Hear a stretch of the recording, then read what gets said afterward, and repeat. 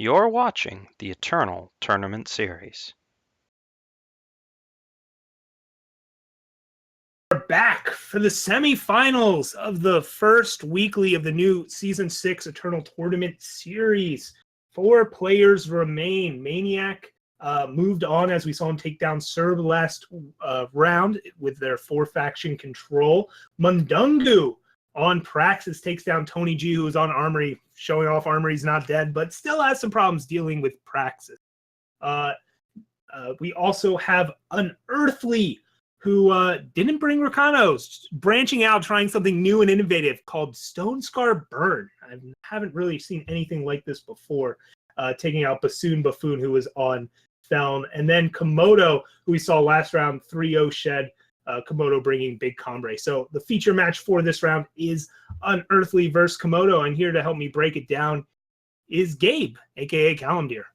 Hello, everybody. And yeah, Unearthly on a super spicy, interesting new build, Stone Scar Burn. Only seen it in every invitational. Yeah, Unearthly's known for taking risks and showing up with something, very different, right? Never bringing the same thing twice. No, never. Not a once. Yeah. So this is actually very reminiscent of the deck that Sunnyvale used to take down the invitational, right? 4 rapid shots, Rakano Outlaws. They're back. They're good cards. Stone Scar's playing them again. Calling it Big Queen, I guess, because you're not playing Grendon Drone, somehow means you're not a small aggro deck.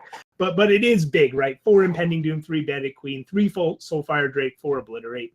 It can deal with big things. It can hit in big chunks. I think that's the idea here. And it's well positioned to attack time decks because it's playing 4 Rapid Shot. A card that has traditionally been one of Combre's big weaknesses, which happens to be the matchup here. Stone Scar Burn versus Combre. Yeah, absolutely. This is a matchup that generally is considered to be favored for Stone Scar because there's just so many ways to get through the defense of Combre, and having the top end burn really hurts against Combre. Yep. So the game is underway. We see only for it. One of the key cards in this matchup, we were talking about Rapid Shot, but on Combre's end is Protect. Even though it doesn't protect from, say, Rapid Shot, it helps against a lot of the other cards that Stone Scar presents. So we'll have to see if Komodo can find those, as Unearthly finds a Argent Port Instigator off the top of the deck and gets that into play as well here. Yeah, and so the versions that, man, this is a really fast start from Unearthly. Oh, but yeah. The versions that are really rough for Combre to deal with are the ones that used to be running, a Flame Blast and stuff like that. But since the changes, Flame Blast has seen a big decline in popularity. So this version is more like a Burn Queen variant, like more like mid-rangey Burn Queen. Yeah, it's still playing big top end, it's basically just before you would pick between the Soulfire Drake or Flame Blast, and now basically everybody picks Soulfire Drake over Flame Blast. Here we see Unearthly just jamming a space, loses the 2-1, but uses Varus Favor to finish off the Valkyrie Enforcer. And this was all, turn 4. That was Komodo's 3rd turn. He's been curving out. Went Desert Marshal, Valkyrie Enforcer, Sandstorm Titan, but it's sitting at 14 life already. And we'll see if Unearthly can find some follow-ups, getting some war cries, but has a handful of power. And this match, these players are playing cards out very quickly. They both know what they're doing. They both played these decks a lot. So we just see threats develop, power played, and this Sandstorm Titan finally putting a roadblock to stop Unearthly's aggression. Yeah, it's also coming out fast because basically obvious decisions almost every. Yeah. I have 2 power, I'll play my 2-drop. I have 3 power, I'll play my 3-drop. I have 4, I'll play my 4-drop. But Unearthly draws a card and hits a space. And if you're Komodo, I think you kind of have to block. It's not like you can just let them bluff their way to lethal. Yeah. And it looks like Unearthly did get a Rapid Shot. So yeah, this is the pressure that Rapid Shot puts on Combre. It's a Band-Aid you kind of just have to rip off. If you don't block, you have to block the next turn anyways, and then Rapid Shot's lethal. So Komodo wisely blocks there, finds a Martial Ironthorn, And that's a nice big 5/5 to have in play while having 2 dead vanquishes. Ooh. Yeah, and Rapid Shot against it kills just about every unit that Comrade can play, and against Comrade it basically reads, remove a unit, but one of your units doesn't deal damage this turn. Yep, but if it doesn't remove a unit, that means it's Komodo opting to hold Forcer here instead of playing it out and trying to get a threat going. And Unearthly finally finds what got those Warcry, but that means Komodo finds a vanquished target.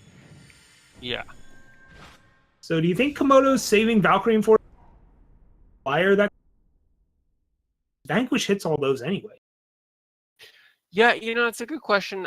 I think he just wants to silence something. There's so many silence targets, and he's hoping the game goes long enough that he uses both the Vanquish and the Valkyrie Enforcer effect. Well, but now if Unearthly say Ace instead of Valkyrie Enforcer, which is something you might prefer to do, looks like Unearthly drew a Torch for a turn. Not exactly the kind of trade you want to make with Torch if you're a Stone Scar, but I think if you're on those shoes, you don't have much of a choice here. It does threaten Rapid Shot, but Komodo has shown that he's willing to block that. Yeah, I don't think Komodo has a Rapid Shot 11. That's what we were talking about. So Unearthly loses 2 units, but gets to finish off Seraph by using Torch. It's a high cost, but one you have to do there. And now Komodo can start beating down with Iron. Does mean if Unearthly finds a here, but only 4/11, he can take a hit from Queen. It's worth getting in for. Yeah, so the biggest dangers are Soulfire Drake and just a pair of Obliterates. Yeah. But he has answers to Soulfire Drake. He has clean answers to Soulfire Drake, and he's just trying to Mystic Ascent here. So this is not bad for Komodo. Sure, you want to be at above 11 life, but 11's not the worst total, right? It's not 6, it's not 3. Those are the worst spots to be at. Yeah. So Komodo opted to slow roll. Pretty conservative move, but finds the power the next turn, and that power draws a bunch of cards, including Great, and that's going to end the game here. Oh yeah, that'll be the game for sure. And yeah, that's a pretty conservative move, holding back the Mystic Ascent. If Unearthly had an Annihilate, he would have probably played it on that Iron Thorn, and if he had an Obliterate, well, I don't think he wants to aim it at the Mystic Ascendant. But that's not the case, and these Owls will end the game. Yep. So Unearthly did find a Rapid Shot that game, and it was good, but that opening hand just did a lot of gas, and it didn't find much more off the top of the deck, right? Unearthly drawing a little more power than he would have liked, and not enough high impact spells. We didn't see a Bandit Queen or Doom, Obliterate, Soulfire Drake, but no sideboarding yet as we go to game 2. And quickly, players are right back into game 2. Opening hands, Unearthly, not terrible, but missing a crucial 2-drop. And Komodo has 2 Sandstorm Titans and a Seraph, so it's going to take a lot to get through that. Yeah. Komodo's hand is excellent, assuming it draws a 4th power at some point. This is exactly what you want against Burn, even especially on the play. Like, Komodo crucially has a nice curve and is on the play as he gets to silence this Oni Ronin, and Unearthly, doesn't have anything to do on 2. Super awkward here. Choosing to play the power afterwards to disguise and hide the Rapid Shot. Always like that kind of ordering. It's always fun to point that out. But still, Unearthly has some good 3-drops. Just, are they going to be good enough? Yeah, it's going to be really tough to get through Seraph, 2 Sandstorm Titans, a Desert Marshal, and a Vanquish. There's so much gas on Komodo's side, but he does need that 4th power. Yep, Komodo doesn't have the 4th power, but does have Desert Marshal and Vanquish. And this is actually the strength of this Stone Scar deck compared to other builds, is if it doesn't have an explosive start, it still has enough high-impact draws moving forward that can still put up a fight. It doesn't have to have 1 drop and a 2-drop. It wants that, but it doesn't need it when you have things like Champion of Chaos and Cabal Countess and Impending Doom. Those are all still big clocks that can end games in the right scenario. Yeah, absolutely. That's the strength of this more mid-rangey deck, is you're focusing more on the quality of your cards rather than on tempo. Yep, so Komodo could have been fancy there, used Desert Marshal to silence the 4-3 and block with Seraph, but instead opted to just let it live, keep it in Annihilate, or keep it in Vanquish range and use the Vanquish here. And I like that play because you end up just getting, like, you end up dealing with a Rapid Shot this way for sure. Yeah, I mean, you deal with it in that they don't use Rapid Shot there. Yeah, exactly. Seraph, but they still have Rapid Shots. They still have one, that's for sure. Wow. So Unearthly, 2 Rapid Shots, 2 Obliterates, and a Soulfire Drake. This is a lot of damage that can come through. Yeah, that's what we were talking about, right? This is big. This is the big part of an Unearthly deck. All those cards last game, seeing them this game, and look at this, opting to not ultimate the 4-1 Cabal Countess here to, play around Desert Marshal. If I'm Komodo, I would have still used Desert Marshal there to block and force them to use Rapid Shot. And plus, they could never activate the 4-1, but Komodo opted to not go for the block and instead just Marshal afterwards. I might have been tempted to just play the Rapid Shots out on that Cabal Countess because the window to play Desert Marshal had already been gone. Yeah. So it wouldn't have been able to. So it would have been 8 up damage. to 12 damage he could have got in, right? Off of both of them? Yeah, that would have taken his opponent 8 extra damage. Would have taken his opponent down to 9. Double Obliterate Soulfire Drake in hand. Yeah. Close your eyes. Wait, like Unearthly valuing Rapid Shot, but maybe overvaluing Rapid Shot with 3 5-drops in hand. Like, when are you going to get the opportunity to use these now? Komodo opts to not attack at all here. Instead, make a 3-7 and hold back. Yeah, Rapid Shot is a good card, but it is slower than people think it is because the unit that gets blocked is still blocked and doesn't get damage through unless it has Overwhelm. Man. So now the Soulfire Drake gets in. The skies are clear for it. Komodo has a Sandstorm Titan, has a Protect, but doesn't have the 5th power to protect it. And Unearthly is going to get and you can't protect damage. You can't protect from Rapid Shot. Can't protect from Rapid Shot, but I was talking more about Unearthly decided to obliterate it. He'll have a few options here. And I think the Obliterate's a cleaner play because if you just swing with the 5-2, a 2-1 or a 2-2 can block. Yeah, absolutely. So Komodo's just praying to find an undepleted power. And Unearthly finds a Varus favor off the top. But Obliterate hits the Titan, keeps the skies clear for the Soulfire Drake, and another 5 damage gets in. But Komodo finds a Vanquish off the top. So this is a tough spot for Komodo. There are so many ways that this game could have played out. There's just a lot of different really key decisions that have changed how this game has flowed. Mm-hmm. Yeah, like these Rapid Shots could have been out of Unearthly's hand. Unearthly's obliged as well, but this Soulfire Drake goes down, wasn't silenced, so that means the rest of Unearthly's deck either has flying or charge, or maybe both, depending on the card. And we'll see how that plays out as Unearthly rips a Pyro Knight off the top. I'm not sure what buff it has, though. It has charge, which is a big deal here. Mm-hmm. Yeah, wow. A charging unit, especially with shot in hand, that's huge. No doubt about it. Overwhelm, charge. Yeah, Unearthly swings with both. And by not using Varus Favor, at first because that means you can't use Rapid Shot, potentially lethal. So both Rapid Shots on the Power Knight is, like you said, potentially lethal, depending on how Unearthly blocks, or Komodo blocks. Yeah, Komodo did double block, though, which means he goes to 2. And Komodo has Protect in hand and rips Valkyrie Enforcer off the top, so can silence this Pyro Knight before it can ultimate. And now Unearthly is in trouble here, needs to find something good. He thinks the Obliterate will get the job done, but Protect will put the shut that down. Yeah, and he only needs 1 more damage though in the form of another Varus Favor or something. And this Power Knight he just drawn has flying. Yeah. So an Unearthly committed to the double. Okay, using Varus Favor here to fish around for a pause, right?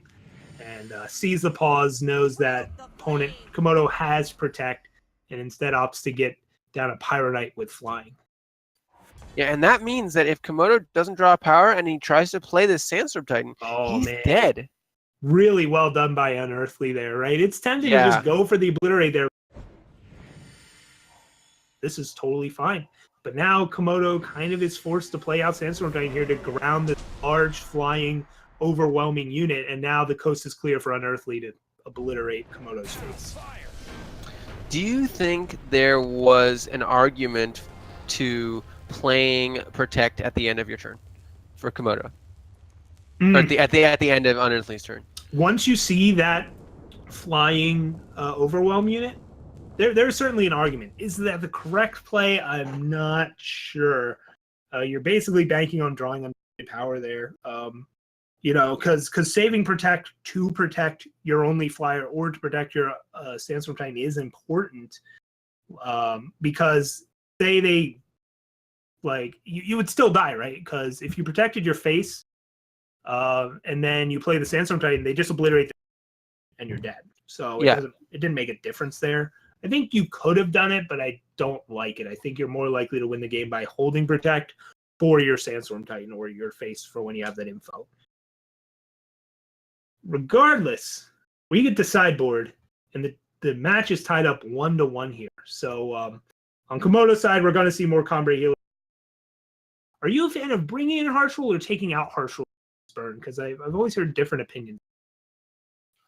Against Burn, I think Harsh Rule is fine. I think Harsh Rule is totally fine. It's a little slow, so the only reason you take it out is if you have lots of early game blockers. I think early game blockers and things like that are a little better than Harsh Rule, because Harsh Rule makes you play awkwardly, and you cannot play awkwardly against Burn. You have to play your units, and then Harsh Rule sometimes is dead. Yeah, I feel like in a lot of games you end up actually having board control over Burn, and you pressure, but and you can't. And that's why I'm a big fan of taking out Harsh Rule here, especially if you can bring in an extra Calimdir healer or Awakened Students just for more early plays, and an extra Protect. Those all seem like very, very nice things to bring in, and maybe even shave down on the Mystic Ascendant or two, something like that, and just go super low, get your blockers in, get your early plays in. The Protect is great and the Awakened Students are great. There's even maybe an argument for Stand Together. And the healer also is great. Yeah. So on an Earthly side, there's 4 Sabotages. Don't see that coming in. 4 Suffocate's huge against the deck with Calimdir Healer, Valkyrie Enforcer, Awakened Student, Seraph. I don't think you're going to have a shortage of Suffocate targets. It doesn't hit Sandstorm Titan, but it means you don't have to use maybe in situations where you don't want to. I could see that coming in. Sometimes you see Torch come out against Calimdir. What do you think about that post board here, especially if you're suspecting your opponent's bringing in Awakened Students? I still support taking Torch out. It's just there's too many scenarios where it's bad. Sure, it's fine sometimes, but you can be bringing in stuff like I don't love Death Strike because of Protect being a thing, but it's not like you're taking out all of your targets for Protect. There's gonna be a target for Protect. So overloading Protect is a good option. Sabotages are a good option, like you said. Suffocates are a good option, and the extra Annihilate. And then Cabal Countess, I like a lot more than maybe Groundbreaker or Soulfire Drake, because it's cheaper and a silence target, and you want to overload their silence targets so that your champions, your Impending Dooms, and your Soulfire Drakes get through. Wow. Actually, on that subject, I think Bandit Queen might be worse than the other sideboard units. Possibly, but anyway, this match is underway, and Komodo did keep in Harsh Rule, and Voice of the Speaker came in. The 1-2 for 2 is in play now, and Komodo getting a lot of value off it. Draws a Calimdir banner for the turn. You seek power to get 2 Justice Sigils. Gets to play out a Temple Scribe here, but Unearthly's got a Champion of Chaos already on play. He was on play and is currently out of Vanquish range. Voice of the Speaker is interesting. I mean, it does deal with Oni Ronin and its ilk, but man, I just don't know if it's better than some of the other cards, especially when you're keeping in Harsh Rule. Yeah, seeing like Voice of the Speaker is not surprising. Seeing Voice plus Harsh Rule is more of the surprising thing. I can agree with that. As Unearthly gets a fully buffed up Champion of Chaos and an Impending Doom down. But Komodo adds both access to Vanquish and Desert Marshal this turn. So we'll just have to see how he decides to use it. I imagine Desert Marshal will silence the 5-3, so it becomes a 3-3, and Vanquish will take out 5-5. And something else to note about the Voice of the Speaker is when you're playing Universal Voice of the Speaker, the Bandit Queens that Unearthly has left in the deck get a lot more value. Sure. Yeah, but okay. I mean, not on this board at all, but Komodo opting to vanquish the 5/3 is confusing to me. When you could simply just kill the 5/5, which is yeah. I don't like, especially because you could silence the Champion of Chaos when it's 3/3. So I'm not really sure why Komodo did that. But here we go. Unearthly draws a Bandit Queen for turn, swings in, and Komodo takes 6 and goes down to 15. I'm guessing a Harshal is going to come here. And it doesn't really matter. Yeah, it shouldn't matter too much. The same cards would have been used if he. Okay, he's not even going to play the Desert Marshal. No, if he was going to play Desert Marshal, he would have used block and save 6 life there. Yeah. All right. Yeah, I think I'm a little behind on the streams compared to you. Oh, are you? You should be. We're in the Observer. What do you think? We're just observing Komodoing, so just swap it up to that, and you'll be good. Anyways, I see. Voice of the Speaker comes off the top for here. Can just play out a Seraph and an Enforcer, or double Seraph, or Seraph hold up Desert Marshal into an Unearthly who could have a Soulfire Drake, although Unearthly didn't play a Soulfire Drake on an empty board post Harshal, so instead we see a Cabal Countess come out. But yeah, Komodo's still holding up the Desert Marshal here. It's just a risk you don't have to take. Now it's my turn. Yeah, man, this is a lot of damage on the side of Unearthly here, but I just don't think it's going to be able to get through. I don't think Unearthly got in enough damage before he ran out of cards. Yeah, Unearthly just ran into too many walls, too many hurdles, and Komodo's sitting at 15 power, or 15 life, 7 power, has the 8th power in hand for which should theoretically survive this turn unless Unearthly draws something like Suffocate and can use Obliterate plus Suffocate here, but instead we see an Impending Doom from Unearthly come down. And yeah, now Komodo can either start playing the Seraph Lotto or use Valkyrie Enforcer here to make sure he's not taking any unnecessary damage from this. Yeah, so I think Seraph might be the play, but being able to double block this Impending Doom and just not take any damage and not get any closer to dying is definitely a reasonable choice. Yeah, the Enforcer play means it's 5 for 5 damage. You are at 15, so going to 10's not the end of the world, but it is a pretty big risk. And yeah, we see here instead Komodo opts to silence that thing out of the sky, get the Voice of the Speaker down. Maybe we'll see Voice of the Speaker just chump this turn instead of, trying to double block. We'll see as an Earthly draw decides what's to do here. Yeah, so Vera's favor the draw for Unearthly. Not going to do very much on this board, which means he's just going to try and bluff a little bit and use his 2 damaging spells to try and maybe make some reasonable trades post blocks. Yeah, if I'm Komodo, I think I just chump block here. If you go for the double block, say Valkyrie Enforcer and Seraph, then you're exposing your other Seraph also to dying. And really all you want to do is get 1 activation off the Seraph, because whatever you activate should be able to just keep blocking this Impending Doom. And that's what we see there from Komodo. Voice of the Speaker goes to the chump. Unearthly just saves the Obliterate. And Seraph gets activated. And 10-10 False Prince, while big, dies to Vera's favor. Yep, still becomes a 1-1 frog, not a 2-2 frog or anything like that. Yeah, wow. What are the odds of that? That's pretty crazy.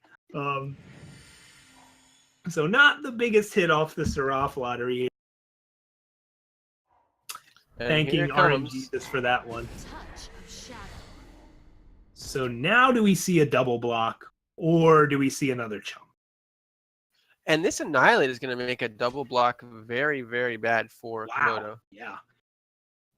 It does, but at the same time, I don't think Unearthly will. I think Unearthly would probably have to use Annihilate, but it does mean the Seraph gets to activate again. Where if you don't use Annihilate, you would get to obliterate the other Seraph, but you don't have an Impending Doom. So that'll be a tough decision for Unearthly to make here. Because it's like, what's more valuable, taking out both Seraphs or keeping a 5/5 and letting them activate Seraph one time? Well, isn't the only way for him to kill both Seraphs to use the Annihilate anyway? In No, combat? no, because you swing with Impending Doom. You just assign the damage to Seraph, and then you obliterate the other one. Yeah, So but they you still can, have a Valkyrie. killing and it you that lose turn. Impending Doom. Okay, I see what you're saying. Yes. Yeah. All right, Seraph spins the wheel again. 2/4 Sanctuary Priest gains a life and chump blocks again, or maybe we'll finally present a double block, although I think Komodo's kind of laid out the plan here. Yeah, so after all of our discussion, Unearthly went for the highest risk, highest reward play, which was just trying to sneak in as much damage as possible. Right. Yeah, just went Annihilate, swing, get the guaranteed 5, have Obliterate for 6 more damage, and maybe find another damage spell for another 6 damage, right? Why put the power in your opponent's court instead? Have control over it on your own end. But now this Obliterate, does it go face? I don't know. Yeah, that might be his only out. But 2 more power coming down from the Sanctuary Priest would stop another Obliterate from being lethal. But that's only 3 cards in Unearthly's whole deck. Yeah, it's a tough spot here for Unearthly. Let's see, still got a few Soulfire Drakes as well, so that can be factored into. As a Bandit Queen. So these are all the cards. These big, high impact, big damage units and spells is what Unearthly is going through as far as what can I draw and how do I get lethal. But we see the Impending Doom come in here, and yep, just another chump block. And now here we go. Holds on to the Obliterate. Doesn't point face the Seraph. Right here. And Komodo finds a Temple Scribe. Sandstorm Titan. So is Sandstorm Titan better than activating? I think so. On average, probably a little bit. Yeah. So, and plus it lets you swing with both Seraphs here and get a little more pressure on an Earth. A few less draw steps. So yeah, both Seraphs come in. Sandstorm Titan comes down. Even if Sandstorm Titan gets removed, there's a 1/1 play to block this 5/5. So Unearthly's got to find some real goodies here. Yeah, he needs really efficient removal or just burn or some way to get through this, which is I just don't think he has. With the Sandstorm Titan blocking or cutting off the Soulfire Drake out, it's just, I think, going to be too much. Yep, now he's banking on trying to get a double base, right? Finds the 10th power. But this Seraph gets a plated Demolisher to gain 2 armor, put Komodo up to 14. And that really shuts the door on this Unearthly potential attack. Just a little too much life gain here. Yeah, a little too much life gain, a little too much blocking, a little too much attacking. There's a lot of things going wrong for Unearthly here. Yeah. Yeah, this isn't the Flame Blast deck where you can just be like, I drew a 10 spell off the top. Instead, we see a Argentport Instigator from Unearthly. And now he's facing down a 16/16 Endurance, which he can take out the armor, but that won't die until the start of Unearthly's next turn. Yep. But so what options is he considering here? Because it feels like he's out of options. Yeah, this is bad for Unearthly. I think we might finally see an Obliterate hit one of these offs, a little low damage to the face so that he doesn't have to keep dealing with this plated Demolisher, but it's not going to change the fact that both a Sandstorm Titan and a plated Demolisher swing next turn. And he basically has to block both of them. He can still take another hit from Sandstorm Titan to chump block this plated Demolisher. So, yeah, I don't think Unearthly has an out here, but maybe Komodo, forgets to attack in a spot or something like that. Unearthly can find us an out, but we might just see a scoop here as this turn is taking a while from Unearthly. Komodo could pass out. It's a fear. It's been hot lately across the globe. Could be tired. Could be fatigue. And instead, the Obliterate just goes face. When in doubt, go face. Can't be wrong, right? And here we go. Not activating Seraph before combat. Can't. There's a few charge units you could hit here that you would want, but whatever. Komodo's in okay shape regardless. But let's see what the Seraph gets. Auric Bully. That's a 6/4. Not bad. Yeah, adding another blocker to the table, not bad. I'm just saying, Seraph could have hit Icaria, and then you would have had lethal. True. Definitely suboptimal Seraph roll there. But there we go. The scoop comes out from Unearthly. And, all right, I think that means Komodo is up 2-1. That was our first post-board game, I believe. So, we talked about whether or not decent job that game. The voice of the speaker, though, was the real surprise. I wonder if they brought in both voice of the speaker and Awakened Student, or was just one over the other. I'm not sure, but we'll see as we go into this next game if either player changes up anything first. Yeah, and so since we're just starting this matchup has taken quite a while. And there I see the Awakened Student in Komodo's hand, but the other semifinal match has completed a little while ago, and so we're going to see Mundungo in the finals against the winner of this match. All right, so Praxis makes it to the finals. Wow, so Komodo brought in all the 2 drops, Voice of the Speaker and Awakened Student, but still kept in Harsh Rule. That's pretty surprising. But here we go. Unearthly's on the play. Doesn't have a 1-drop. Does have a decent 2-drop in Rakano Outlaw. Komodo has a Desert Marshal if they want to use it here, or can get it on Awakened Student. And instead goes with option C, which is Voice of the Speaker, even though he already has 3 power in here. Yeah, I guess he just wanted to play that over, like he valued the Desert Marshal too much and didn't want to play the Awakened Student until it could be a 3/3, but I'm not sure. Yeah, but I mean, but even Unearthly... Yeah, Unearthly plays out the champion, sorry, but even if this Awakened Student still die, just not the, like, don't see quite the point in slow rolling it like that. You were going to play it anyway. Yeah. Unearthly has to use Rapid Shot to get through this Awakened Student, which is not where he really wants to use Rapid Shot. It's a little early for him, but yeah. But it's still a pretty good position for Unearthly, being able to develop a play or develop a unit on 2, on 3, and then if he wants Impending Doom pretty soon on 5, he'll be able to do it. Yeah, but Unearthly will use Varus Favor, and instead of face, points it at the Awakened Student so that it can't block the Rakano Outlaw here, and now is offering a trade with this Awakened Student still, and could use Rapid Shot here. It's really a question of, is Rapid Shot more valuable late here, or do you want to use it out, or just trade with this Awakened Student? We'll see, as Komodo's got the option to block.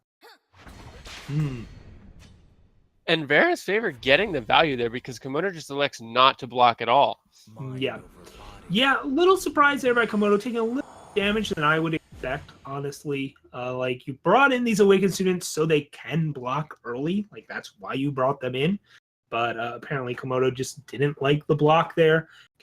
Finds another Awakened Student, though, and gets to hold up Desert Marshal here. So the reasons that I could see for not blocking there is because now with this champion silenced, Awakened Student can eat the champion without dying. But Rapid Shot is still a very big issue. Yeah. So now Komodo's got to decide, do I silence this? And then if I do I block with a 3/3? Do I block with a 4/4? And I think we're going to see the Rapid by blocking with a 4.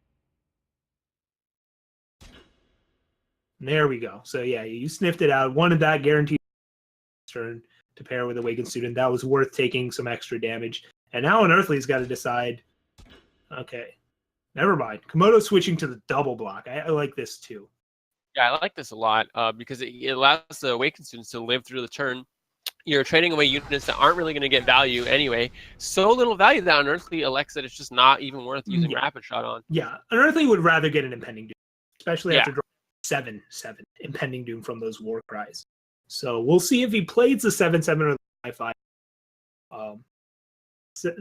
Sometimes you don't want to expose your biggest unit to Vanquish, but at the same time, when you're playing things like silences, you just want to have the biggest unit so they can get through ground stalls. And that's what Unearthly is debating here. Yeah, I kind of like playing the 5/5, but the 7/7 does block a potential 5/5 student next turn. Mm-hmm. As the aggro player, as a burn player, I generally just always err on like the side of like the higher risk, higher reward play. So I would have went with the 7/7 flyer, like make them have the vanquish.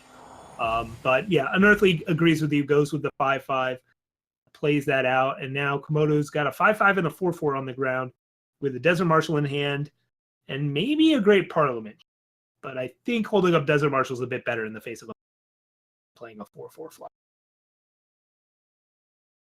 Yeah, so this is going to be a little bit of a difficulty to work through for Unearthly, because this this first Impending Doom is probably going to be brought down by this Desert Marshal. Then there's going to be an Owl that he's got to work through, and these Awakened students are a real clock.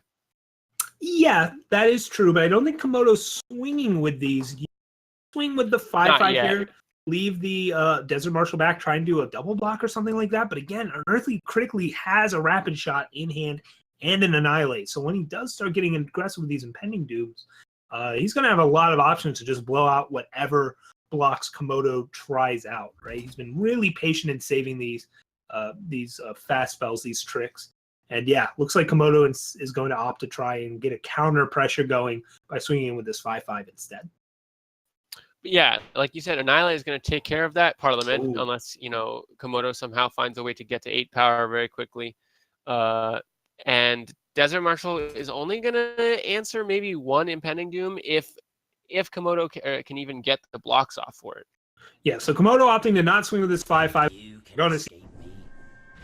Unearthly knows we're going to see Desert Marshal. Everybody Desert Marshal here.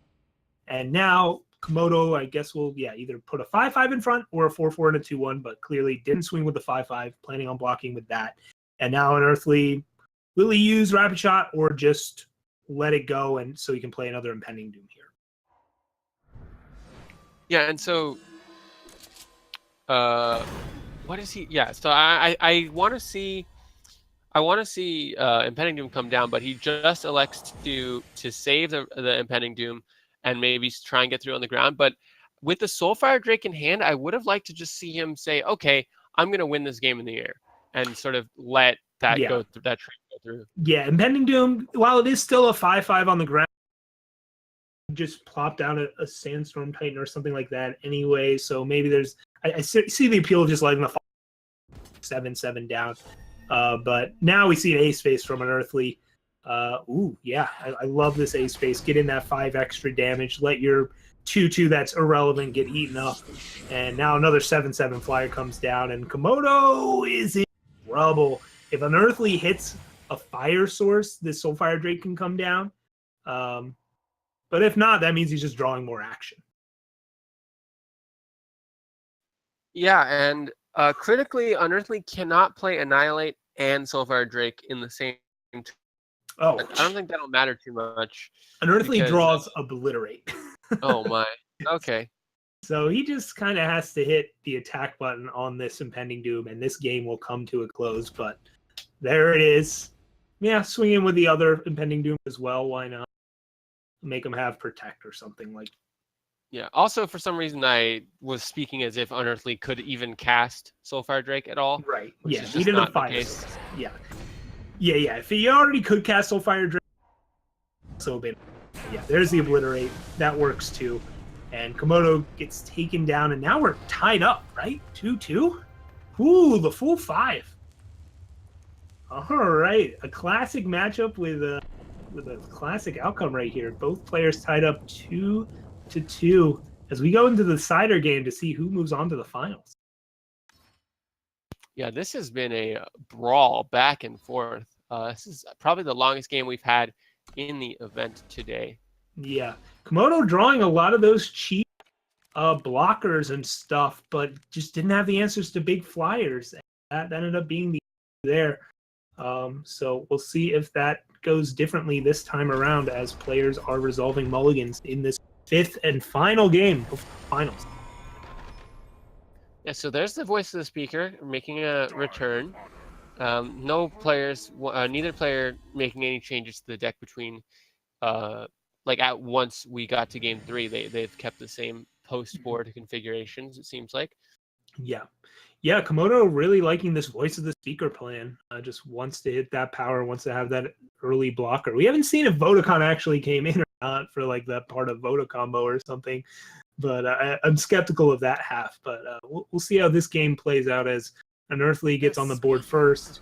Komodo plays out a 1-2 to match the Oni Ronin, and Unearthly's got some good stuff in hand and will be able to curve out at some point into it. Yeah, I quite like Unearthly's hand. He needs to draw power to really be played out on curve, and there's a Shadow Sigil. Yeah, so now Unearthly's got to decide, do I play out the Argenport Instigator before attacking? But I think I like going with the Champion of Chaos instead, because next turn, if you don't draw power, you can do Instigator plus Vera's Favor to hit that 4th power. And if you do hit a 4th power, you're pushing through a Champion of Chaos. Yeah, and the one Warcry could be pretty critical when you have things like Sandstorm Titan sitting on the other side of the board. It could, let your impending doom get through and things like that, depending on what it hits. Yeah, I think either way you're swinging with. If you're Unearthly, you want that 1-2 off. You don't mind losing your 2-1 forward and getting the Warcry. And now Komodo's only play here is Valkyrie Enforcer. It is a concern, though. Does not have double time for these Sandstorm Titans yet, as we go to the turn of Unearthly and Bandit Queen comes down. Yeah, that Diplomatic Seal, not a third fire influence, but the 4th power really critical there to keep the pressure up. But that now we're hitting Sandstorm Titan time. We're finally. Oh, never mind. Not Sandstorm Titan. Never mind. Never mind. Next turn, if he had not played this Great Parliament and had instead Seek powered. Oh no, he'll still be able to play Sandstorm Titan next turn. You still just Seek power, get the time sigil, play it. So instead, playing out the 4-4 instead of the 3-3 because it's a better blocker on a 3-3. Yeah, absolutely. Unearthly has the Vera's Favor to finish it off. But that also means Unearthly's now deploying a 3-3 and this 2-1 that he drew for the turn. Or actually a 3-2 Pyronite, I should say, because of the Warcry. And actually opting to not play it. Yeah, so that's interesting. I don't think it'll matter too much just because of how good Komodo's blocks are likely to be for the rest of this game. The question is, did Komodo or did Unearthly get in enough damage before these blockers started coming down?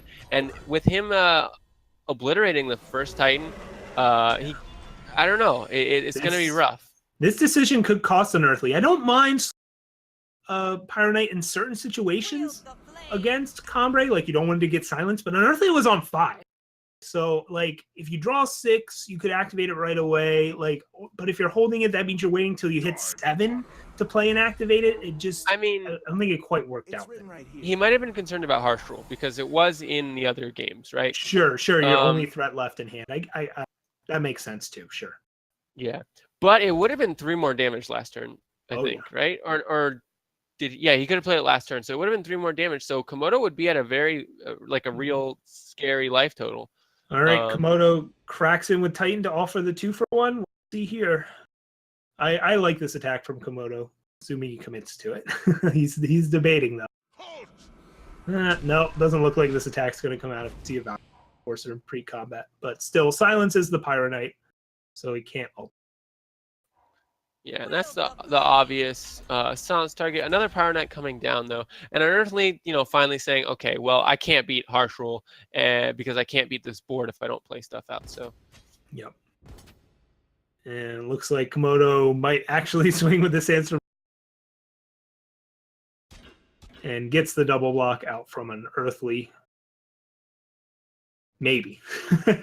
Maybe. Yeah, I think Unearthly wants to take that out. It's a big pain in the butt. Doesn't die to suffocate, which is the removal spell he has in hand. But Komodo has another 3-3 Valkyrie Enforcer here, so Unearthly still won't be able to clear the way just yet until he draws something good. But Seed of Chaos is.